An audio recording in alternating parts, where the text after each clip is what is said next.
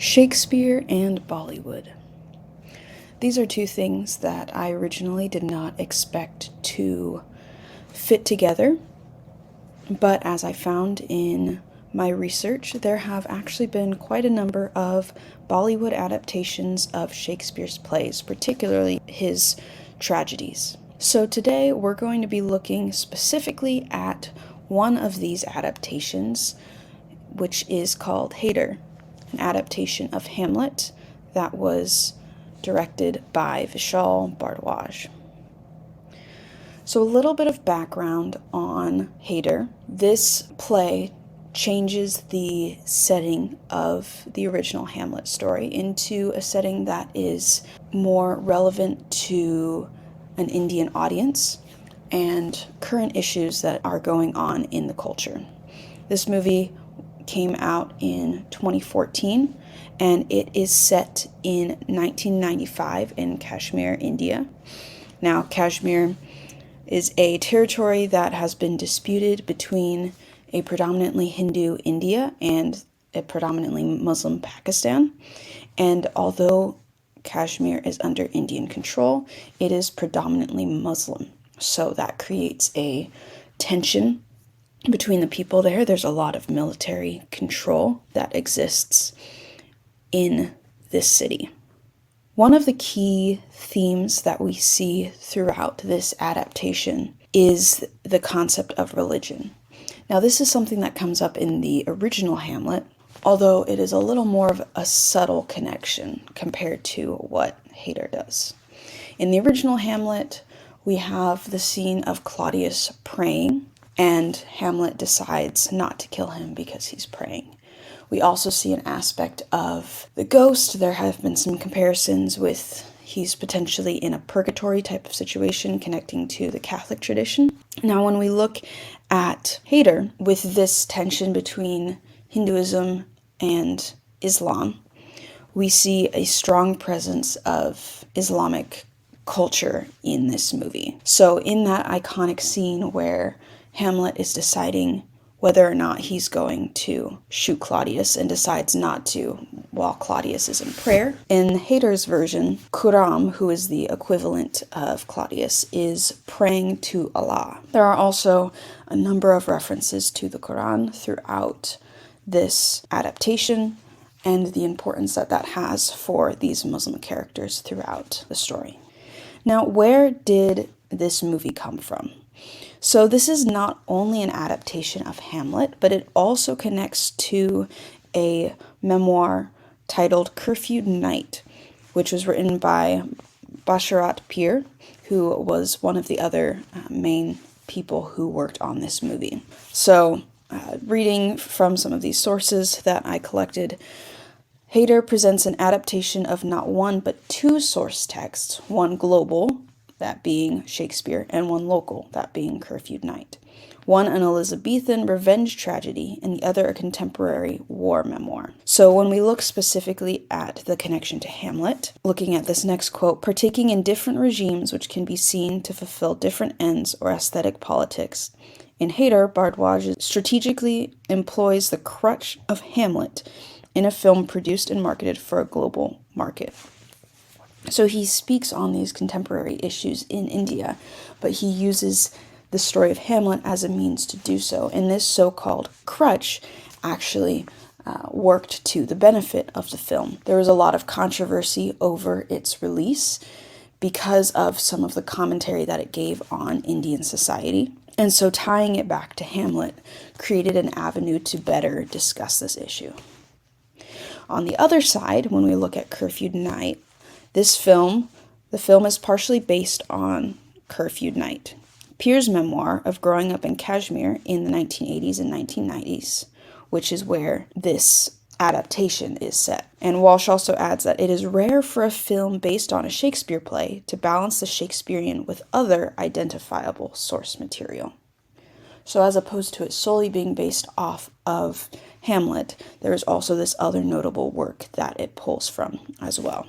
So next we're going to talk about some of the key scenes, some key continuity, as well as some differences in how Bhardwaj decides to adapt Hamlet into Haider.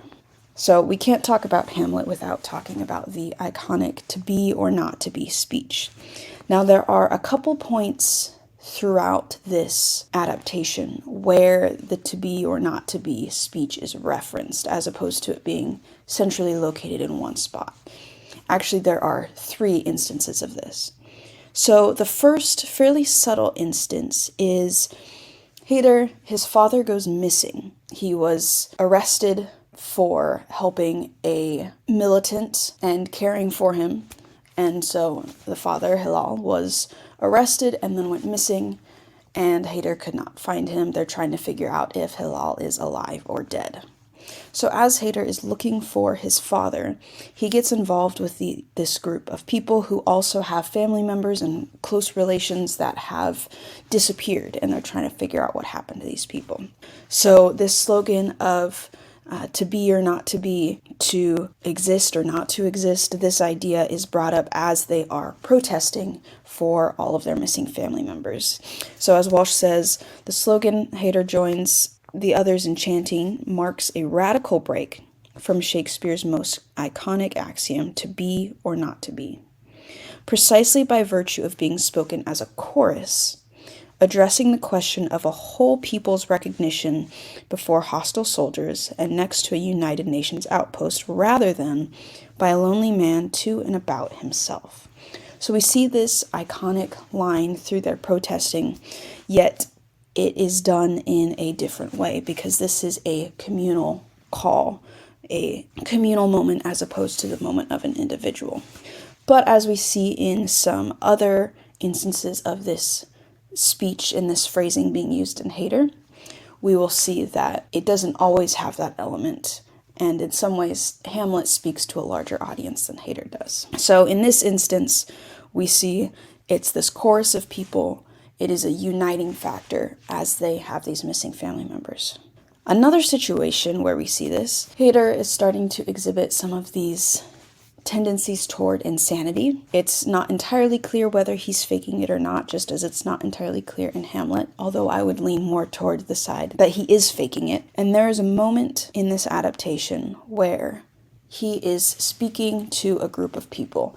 This is when Kuram, who is the equivalent of Claudius, and Ghazala, who's the equivalent of Gertrude, his mother, are first seeing him showing these tendencies toward insanity. And he starts speaking to these people, and he says, according to the UN Council Resolution number 47 of 1948, Article 2 of the Geneva Convention and Article 370 of the Indian Constitution, there is but question, do we exist or do we not? If we do, then who are we? If we don't, then where are we? If we exist, then why do stand here? If we don't exist, where did we lose ourselves? Did we exist at all or not? Our suffering comes from their chutzpah. And he brings in this Jewish word and talks about this idea throughout the film. So here we see that idea pulled in again, of the idea of less the explicit phrasing of to be or not to be, but do we exist or do we not? And if we do, why are we not doing anything? And if we don't, where did we lose ourselves? Where did we go? So he's exploring this idea again. Now briefly, we're going to flip over to part of the original version of this soliloquy. In Hamlet, we read this famous speech, to be or not to be, that is the question. Whether 'tis nobler in the mind to suffer the slings and arrows of outrageous fortune, or to take arms against a sea of troubles, and by opposing end them, to die, to sleep, no more, and by a sleep to say we end the heartache and the 1,000 natural shocks that flesh is heir to. 'Tis a consumption devoutly to be wished. To die, to sleep perchance to dream, aye, there's the rub, for in that sleep of death, what dreams may come, when we have shuffled off this mortal coil, must give us pause. There's the respect that makes calamity of so long life. And the soliloquy will go on. While he does speak from more personal experience as he's thinking whether to live, whether to die, one of the articles I looked at by Rana discussed this idea that this soliloquy has a universal appeal. because Hamlet seems to be speaking for all human beings. So while he speaks as an individual, his words resonate with all people, which in this sense it would connect to that earlier instance of Haider and this chorus of people speaking these words. They have a literal communal setting where they are speaking out this phrase, to be or not to be. And in the same way, Hamlet speaks to a universal audience. Switching over to Haider, the final place where this to be or not to be phrasing is brought up, probably the most striking in my mind, is when Haider is speaking with Arcia, who's the equivalent of Ophelia. Now, instead of giving this as a soliloquy, he gives it as a monologue to her. Now, to clarify characters, Rudar is the equivalent of the ghost. In Haider, instead of there being a literal ghost, there is a man who was in prison with Hilal, Haider's father, and he survived the execution that was meant to kill both Rudar and Hilal. And Rudar comes to Haider and tells him that he must avenge his father's death because Kuram is the one who killed him, Kuram being Claudius. At the same time, Kuram, or Claudius, tells Haider that Rudar is the reason that Hilal is dead. So Haider has these two perspectives coming at him, and in this translation of this monologue he gives to Arcia, he says, "Is Rudar the brave, beloved witness? Is Kuram the master of falsehood? Whose tells a conceited tale? Whose bears the cross of truth? To believe or not to believe, that is the question. The answer hides in yet another question. What is that? To trust the surging beats of the head, or to heed the caution of sober mind? To kill or to die, to be or not to be." In this way, this becomes a much more personal expression of this idea, more than just to live or to die, but also to kill or not to kill, and whose voice should he listen to. So Reina also provides a contrasting perspective from Hamlet to Haider, saying about Haider that here, Haider is not generalizing or speaking for all human beings like the original soliloquy, but seems to be speaking only for himself. So we see multiple iterations of this to be or not to be speech. In the earlier occurrences of this, there's much more of that community aspect that speaks to all people as he declares these words in a setting where they're all looking for their disappeared family, for their lost loved ones. In contrast, we have this iteration of the to be or not to be speech, which is very deeply personal and connects purely to Haider as an individual, as opposed to mankind and human beings as a whole. The next important scene to look at is this idea of the play within a play. Now, this is where we really see the Bollywood aspect come into this. There's a few other moments throughout the play, but this is probably the most striking.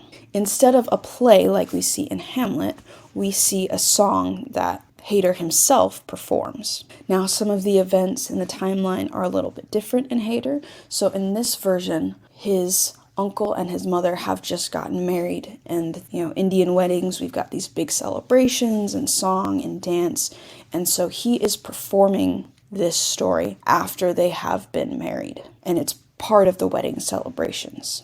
Now, in this version, there's the use of life-size puppets, which symbolize Haider's uncle and his parents, and as Hoyte says, enact not just the love triangle, personal betrayal and murder, but atrocious war crimes. The hundreds of dead bodies thrown into the Jhelum River. Now, the Jhelum River is the same river where his father was shot and killed. The fusion of artistic traditions, which are simultaneously translocal and localized, achieves a tragic grandeur that hauntingly underlines the film's political and aesthetic agenda. So we're going to look at one specific clip of this song, and you'll see the use of the puppets.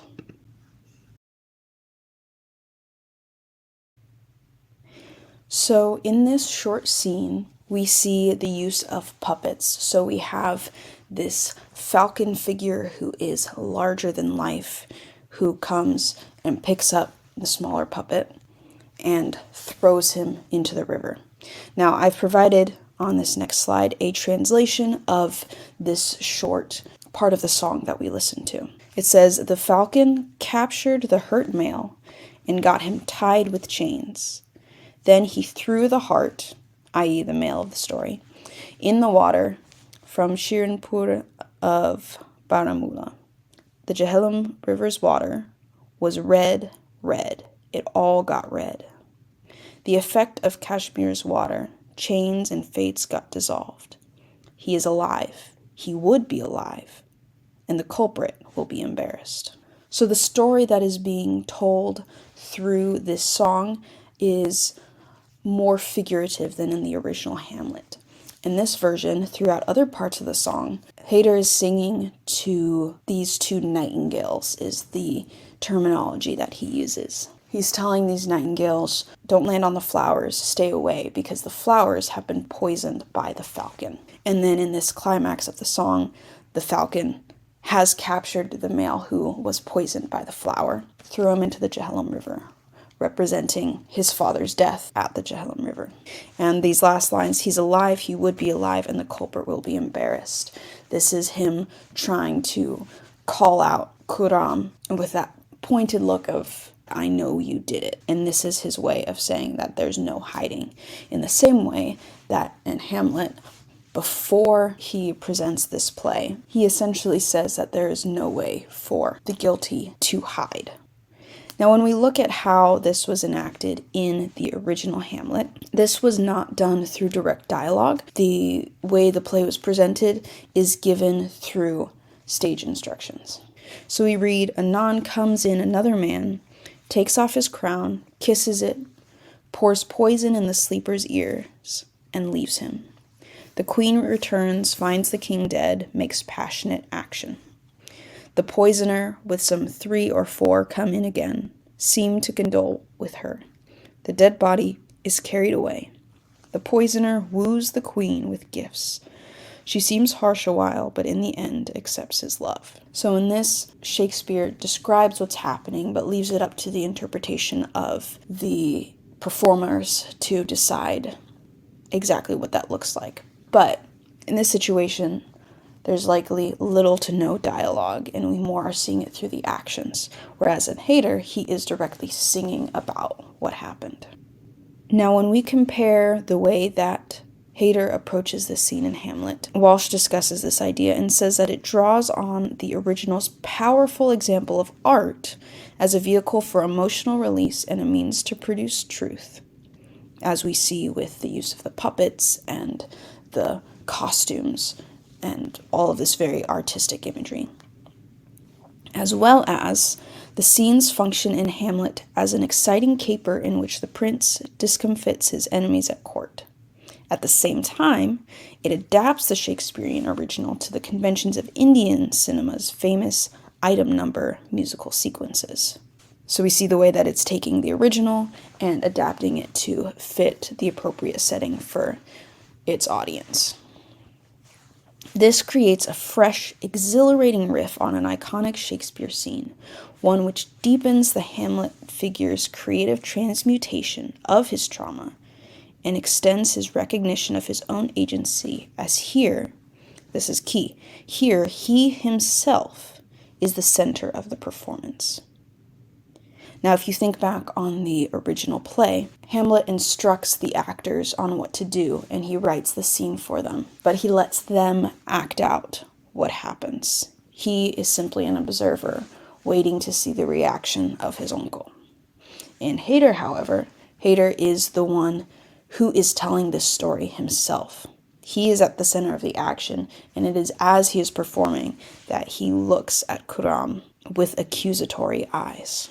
Now, at the same time, with all of this, one of the big shifts that takes place in Haider, there is a new emphasis on nonviolence.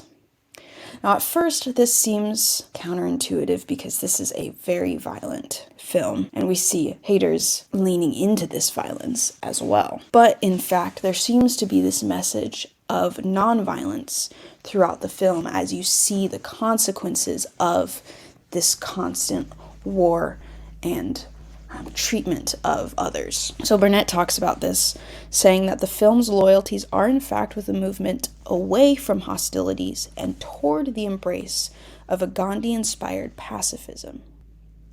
Notably, the repetition in the film's dialogue of a non-violence mantra illuminates a reversal of the Shakespearean imperative to revenge.